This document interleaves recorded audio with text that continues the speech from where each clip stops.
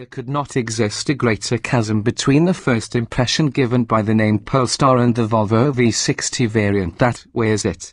This unassuming Volvo hatchback is such an introvert, it might suffer from social anxiety.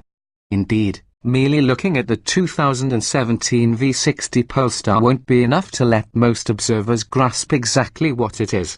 To clear things up, it is a $62,595 wagon sized towards the small end of the mid-size class, which has been given a performance makeover by Volvo's in-house tuning arm, Polestar. Even the car literate person could miss the special 20-inch wheels, rubber band-thin performance tires, and tiny blue Polestar badge in the grille.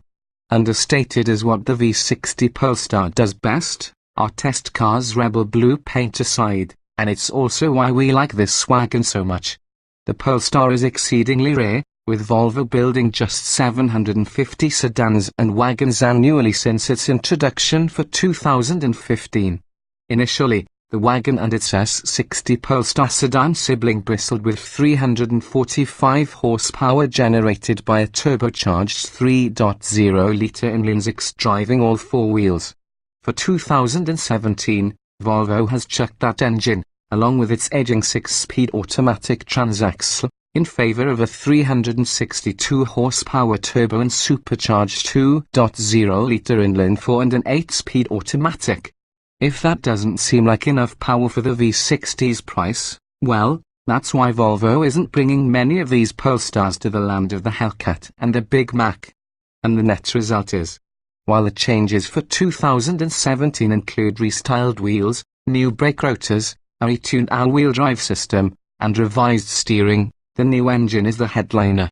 Even though we never tested a V60 Polestar with the old engine, we did test its S60 sedan counterpart. Compared with that car, the new V60 is 0.1 second quicker, both to 60 miles per hour for a speedy 4.4 second run and to the quarter-mile marker, which it hits in 13 seconds flat.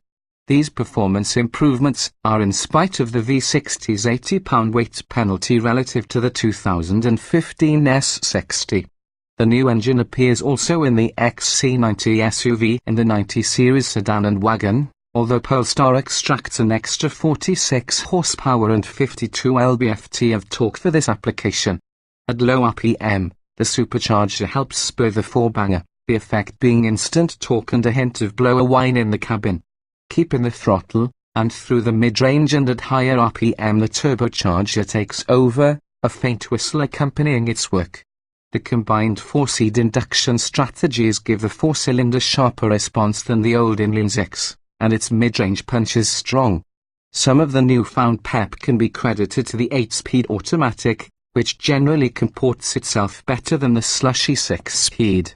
Nudging the shift lever to the S-gate activates the Polestar's sport mode, calling up a spicier powertrain program, deepening the exhaust note at idle by raising the idle speed to about 1,000 revolutions per minute, and adding some starch to the steering. Here, the 8-speed cracks off premonitory downshifts when braking into a corner, and it more aggressively holds lower gears. Slapping at the tiny shift pedals or the shift lever now summons relatively quick up and down shifts with rev matching, while the 6-speed would just sort of blend from gear to gear with no backup from the throttle when shifted manually. The turning point, as before, the Polestar rides on all-ins dampers with fancy valving that allows for different high speed like a pothole impact and low speed spirited driving damping. The result is quick cycling over sharp impacts without ruining the ride quality, as well as firm composure in corners. The overall chassis setup is still sporty, although our test car seemed to round off the nastier cracks and potholes as well as any car on 20s we can remember. The Polestar goes through corners with an overwhelming sense of grip. A snowy skid pad prevented us from recording lateral acceleration, but the 2015 S60 held on for a sports car like 0.91 grams. Volvo retuned the clutch pack all-wheel drive coupler to apportion more torque to the rear axle and to do so sooner.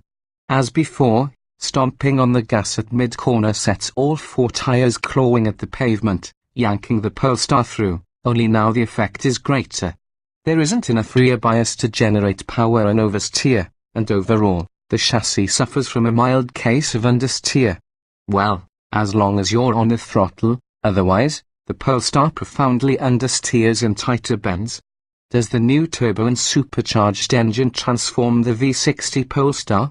Hardly, and we will miss the old inline six's BM-like voice, which has been replaced by an angry vacuum cleaner sound.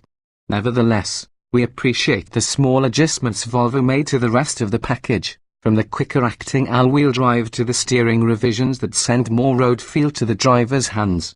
And as before, the best way to understand the Polestar is to drive the Polestar.